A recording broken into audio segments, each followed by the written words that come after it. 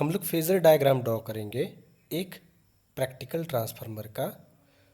जो लोड का नेचर है वो मेरा लीडिंग लोड है, यानी लीडिंग लोड पे हम लोग प्रैक्टिकल ट्रांसफार्मर का फेज़र डायग्राम ड्रॉ करेंगे।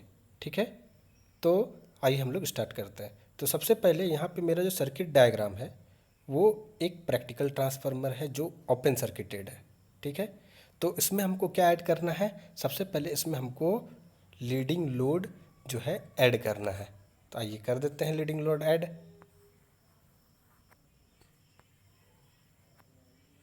उसके बाद ये जो लीडिंग लोड ऐड हुआ उसके थ्रू जो करंट मेरा फ्लो हो रहा है वो है I2 with phase angle phi. जो फेज एंगल फाई जो बना रहा है वो V2 के साथ, यहाँ जो हमको V2 दिख रहा है इसके साथ फेज एंगल कितना बना रहा है? फाई। ठीक है, तो अब स्टार्ट करते हैं हम लोग इसका फेज़र डायग्राम बनाना। तो सबसे पहले हम लोग ये देख रहे हैं कि जो प्राइमरी वाइंडिंग और सेकेंडरी वाइंडिंग का कॉमन है वो है मेरा कोर। ये कोर जो है ये प्राइमरी वाइंडिंग और सेकेंडरी वाइंडिंग का जो है कॉमन है। इसके थ्रू फ्लक्स क्या हो रहा है? मेन फ्लक्स फ्लो हो रहा है। ठीक है, इसके थ्रू मेन फ्लक्स 5 फ्लो हो रहा है और जो कि E1 और E2 दोनों ईएमएफ को इंड्यूस कर रहा है। करंट क्या फ्लो हो रहा है? करंट इसके थ्रू IM फ्लो हो रहा है।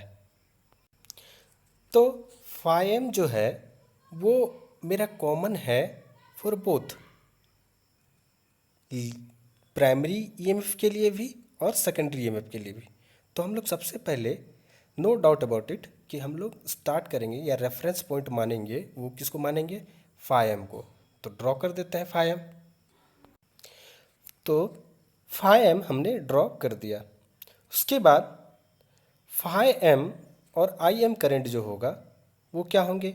दोनों एक ही फेज़ में होंगे, है ना, क्योंकि 5M के थ्रू ही IM करंट फ्लो हो रहा है। ठीक है, तो IM को हम लोग इन फेस करते हैं विथ 5M। तो IM भी हमने ड्रॉ कर दिया जो कि 5M के साथ इन फेज है। ठीक है, एक ही साथ है। उसके बाद E1 और E2 दोनों ही क्या करेगा? 90 डिग्री एग्जैक्टली लैग करेगा। Faraday law of electromagnetic induction, Lenz's law के हिसाब से हम लोग जानते हैं कि जो मेरा ईएमएफ इंड्यूस होगा प्राइमरी और सेकेंडरी वाइंडिंग में वो क्या होगा? 90 डिग्री लैग करेगा। ठीक है, तो हमने E1 और E2 को क्या करवा दिया? लैग करवा दिया 90 डिग्री, है ना, विथ IM एंड 5M। ठीक है, उसके बाद हम लोग देख रहे हैं जो सेकेंडरी वोल्टेज है उसके पास सीरीज में एक एक्स कंपोनेंट लगा हुआ है जो कि इंडक्टिव नेचर का है। तो चूंकि ये इंडक्टिव नेचर का है तो निश्चित ही V2 जो है सम एंगल क्या करेगा? लैग करेगा E2 को, है ना, क्योंकि इंडक्टिव जो लोड होता है उसका नेचर क्या होता है? लैग करना। तो X2 के कारण जो है मेरा V2 लैग करेगा E2 को। ठीक है, तो हमने V2 को लैग करवा दिया E1 E2 से। ठीक है, अच्छा, कोई बता सकता है कि हम लोग सेकेंडरी वाइंडिंग की तरफ से ही क्यों जो है ये ड्रॉ कर रहे हैं? तो हम लोग को आंसर मिलेगा इस I2 डैश को देख करके। ये जो I2 डैश है हमारा, ये एक्चुअली लोडिंग इफेक्ट के कारण करंट जनरेट हुआ है। यदि यहाँ पे लोड नहीं दिया जाएगा तो ये I2 डैश कुछ होगा नहीं, I2 डैश का वैल्यू 0 होगा। क्योंकि यहाँ पे लोड दिया गया है तो प्राइमरी से यदि हम लोग करते हैं तो ये करंट हम लोगों के पास कैसे आएगा? इसका क्या मेज़रमेंट, क्या वैल्यू है, वो वैल्यू तो हम लोग आइडेंटिफाई नहीं कर पाएंगे। इसीलिए यदि लोड दिया जाए तो निश्चित ही हम लोग सेकेंडरी साइड को ही पहले रेफरेंस मान के स्टार्ट करेंगे। ठीक है, तो अब हम लोग देखते हैं EMF equation of secondary side. तो ईएमएफ इक्वेशन सेकेंडरी साइड में कैसे निकालेंगे? अप्लाई केवीएल, तो केवीएल लगाओ इसमें। केवीएल लगाने के बाद क्या आएगा? केवीएल लगाने के बाद V2 equal to E2 minus I2 R2 plus JX2, ये जो है फेजर सम V2 जो होगा E2 minus I2 R2 plus JX2 का फेजर सम के बराबर आएगा। तो मेरे पास क्या क्या आइडेंटिफाई हो चुका है? मेरे पास किसका किसका जो है हम लोग ड्रॉ कर चुके हैं। हम लोग V2 ड्रॉ कर चुके हैं, E2 ड्रॉ कर चुके हैं, अब रह गया मेरा I2। तो एज पर क्वेश्चन हम लोग देख सकते हैं I2 जो है वो फाई एंगल से क्या कर रहा है? लीड कर रहा है। किसको लीड करेगा जी? ये लीड करेगा V2 को। तो एक फाई एंगल से हम लोग V2 को लीड करा देते हैं, है ना। तो फाई एंगल से हमने लीड करवा दिया I2 को, ठीक है, विथ V2। उसके बाद यहाँ पे हम लोग देख रहे हैं कि जो Z है, Z इक्वल टू R2 और JX2 का जो है वो फेजर सम है ना। तो और V2 जो है वो E2 और इस I2 R2 प्लस JX2 का फेजर सम है। तो वो हम लोग कैसे ड्रॉ करेंगे? तो उसको ड्रॉ करने के लिए हमको पैरेलली लाइन खींचना होगा I2 का V2 के साथ, ठीक है। चूँकि V2 के साथ हम लोग खींचेंगे तो मेरा क्या निकलेगा? फेजर सम निकलेगा। तो V2 के साथ हम लोग I2 R2 का जो है पहले ड्रॉप खींचेंगे, फिर उससे 90 डिग्री क्या करवा देंगे? लैग करवा देंगे I2 X2 को, ठीक है। I2 X2 ड्रॉप जो है वो I2 R2 को 90 डिग्री लैग करेगा, क्योंकि ये प्योर इंडक्टिव नेचर का है, ठीक है। तो सबसे पहले हमने I2 R2 को पैरेलली, I2 के पैरेलली जो है लाइन खींचा है I2 R2, क्योंकि ये I2 के साथ इन फेज बनाएगा, ठीक है। लेकिन I2 X2 जो होगा वो क्या करेगा? वो 90 डिग्री क्या करेगा? लैग करेगा, ठीक है। तो लैग करवा देते हैं। तो हमने यहाँ पे I2 X2 को 90 डिग्री जो है लैग करवा दिया I2 R2 को। उसके बाद हम लोग देख रहे हैं Z वाले इक्वेशन को। Z इक्वल टू क्या होता है रे? R2 plus JX2, R2 plus JX2, यानी दोनों का फेजर सम, R2 और JX2 का फेजर सम। तो यहाँ पे R2 है, यहाँ पे X2 है, दोनों का फेजर सम क्या होगा? जब हम दोनों को मिला देंगे, ठीक ना। ये हो जाएगा मेरा R है, ये यदि R है, ये X है, तो ये मेरा क्या हो जाएगा? Z होगा। तो इसी थ्योरम का यूज करके, ठीक है, इसी फॉर्मूला का यूज करके हम लोग Z जो है यहाँ पे मिला देंगे, है ना। अब तो कोई कंपोनेंट बचा नहीं सेकेंडरी साइड में। अब आते हैं हम लोग प्राइमरी साइड में। सेकेंडरी साइड का जो सारा कंपोनेंट है वो हम लोग देख चुके हैं। अब हम लोग प्राइमरी साइड में मूव करते हैं। तो सबसे पहले हम लोग प्राइमरी साइड में जाने के लिए हम लोग यहाँ पे देख रहे हैं कि यहाँ एक जंक्शन है, यहाँ एक जंक्शन है और एक यहाँ जंक्शन है। तो यहाँ जो जंक्शन है वो I1 जो है, I1 को डिवाइड कर रहा है I2 dash plus I node में, है ना। और ये जो फर्स्ट जंक्शन है वो दिखा रहा है आई टू डैश और आई नोड का समेसन, फेजर सम, जबकि आई नोड जो है वो आई सी और आई एम का फेजर सम है ना। ये इस करंट का और इस करंट का फेजर सम मेरा क्या है, आई नोड। ठीक है, तो लिखते हैं उसको इक्वेशन में। तो हमने देखा आई एम और आई सी का जो फेजर सम है वो आई नोड बनाएगा, और आई नोड और आई टू डैश का जो फेजर सम है वो आई वन बनाएगा।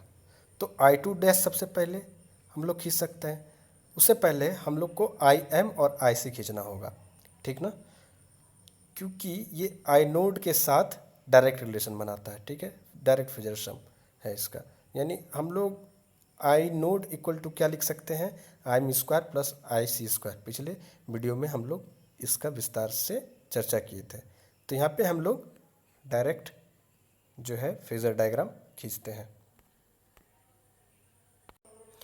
तो आई एम जो है और आई सी जो है वो क्या है, यहाँ पे हम लोग देख रहे हैं आई एम जो है वो इंडक्टिव लोड है, आई सी जो है वो रजिस्टिव लोड है, प्योर रजिस्टिव लोड। तो आई एम और आई सी का बीच में फेजर डिफरेंस कितना होगा, 90 डिग्री का होगा। क्यों 90 डिग्री का होगा, क्योंकि ये प्योर रजिस्टिव और प्योर इंडक्टिव है। प्योर इंडक्टिव 90 डिग्री क्या करता है, उसका करंट लैग करता है। ठीक है, तो चूंकि यहाँ पे आई एम है और यहाँ आई सी है, तो आई सी क्या करेगा, लीड करेगा, आई सी लीड करेगा, आई एम लैग करेगा। तो यहाँ पे हम लोग आई सी जो है लैग करते हुए, सॉरी लीड करते हुए, हमने यहाँ पे आई सी को ड्रॉ कर दिया। ठीक है, फेजर डायग्राम में रिप्रेजेंट कर दिया, जो कि 90 डिग्री विथ आई एम है। उसके बाद इन दोनों का फेजर सम, आई एम और आई सी का जो फेजर सम है वो क्या बनाता है, आई नोड। तो आई एम आई सी का हमने फेजर डायग्राम खींच दिया, आई एम आई सी का फेजर डायग्राम खींचा, और जो रिजल्टेंट हुआ मेरा, रिजल्टेंट फेजर डायग्राम क्या बनाया, आई नोड बनाया। अब आई नोड हमको मिल गया। आई नोड के बाद मेरे पास बचा क्या, आई टू डैश। तो चूंकि आई टू हम लोग देख सकते हैं यहाँ पे, आई टू जो है वो हम लोग ऑलरेडी खींच चुके हैं, ड्रॉ कर चुके हैं। तो आई टू डैश जो होगा बिल्कुल उसके ऑपोजिट में होगा, ठीक ना।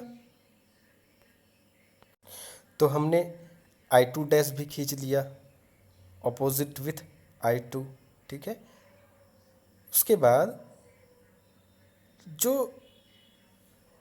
आई टू डैश और आई नोड का जो फेजर सम है वो किसके बराबर आता है, आई वन के बराबर आता है। तो आई नोड और आई टू का फेजर सम हम लोग इस बार जो है ड्रॉ करेंगे, ठीक ना। तो हमने आई टू डैश और आई नोड का जो है क्या खींच दिया, उनका फेजर सम आई वन खींच दिया, आई वन ड्रॉ कर दिया। उसके बाद हम लोग यहाँ पे प्राइमरी वाइंडिंग में यदि केवीएल अप्लाई करते हैं तो क्या होगा, क्योंकि अब जो है हम लोग को केवीएल अप्लाई करने के बाद ही क्या मिलेगा, प्राइमरी वाइंडिंग का ईएमएफ इक्वेशन, जिसके चलते कि हमको V1 और E2 के बीच में रिलेशन मिलेगा। ठीक है, केवीएल अप्लाई यदि हम लोग करते हैं तो मेरा क्या आएगा, V1 equal to minus E one, ठीक है, minus E one plus I one R one plus J X one. ठीक है, तो हम लोग अब इसका फेजर सम और इसका फेजर सम जो होगा वो V1 के बराबर होगा। तो लेट्स ड्रॉ। तो सबसे पहले हम लोग को E1 ड्रॉ करना होगा। तो चूंकि E1 मेरा हम लोग देख सकते हैं कि 5M के साथ जो है 90 डिग्री वो क्या कर रहा है, लैग कर रहा है। तो माइनस ई एम क्या होगा, जस्ट उसके ऑपोजिट। तो हम लोग ड्रॉ करते हैं माइनस ई वन सबसे पहले। तो हमने यहाँ पे माइनस ई वन खींचा। तो -E1 हमने खींच दिया। उसके बाद हम लोग यहाँ पे देख रहे हैं कि I1 R1 प्लस JX1 का जो फेज़र सम होगा E1 के साथ, वो V हमको देगा। तो हम लोग यहाँ पे I1 R1 पहले खींचेंगे, जो कि इन फेज़ होगा I1 के साथ, जबकि I1 X1 जो होगा, X1 जो है मेरा यहाँ पे प्योरली ये इंडक्टिव लोड है। ये X1, सॉरी ये नहीं है, X1 जो है मेरा यहाँ पे, ये X1 है, ठीक है। ये X1, ये प्योर इंडक्टिव सर्किट है। तो हम लोग I1 के साथ इन फेज, पहले देखो E1 में हम लोग ऐड करेंगे I1 R1, उसके बाद ऐड करेंगे I1 JX1, मिल करके मेरा V1 बनाएगा। तो सबसे पहले हमने एक पैरेलली I1 के लाइन को E1 के साथ खींच दिया, ठीक है। यहाँ पे I1 हम लोग देख सकते हैं, ये लाइन और ये लाइन एक दूसरे का पैरेलल है। जो ये शो कर रहा है I1 और I1 R1 दोनों क्या है, इन फेज है, ठीक है। उसके बाद इससे 90 डिग्री लैग करेगा I1 X1। तो अब हम लोग I1 X1 का ड्रॉप का लाइन खींचेंगे। ये हमने I1 X1 को क्या लैग करवा दिया I1 R1 से 90 डिग्री, ठीक है। उसके बाद E1 -E1 I1 R1 और इसका जो समेसन होगा, वो क्या कहलाएगा, V1।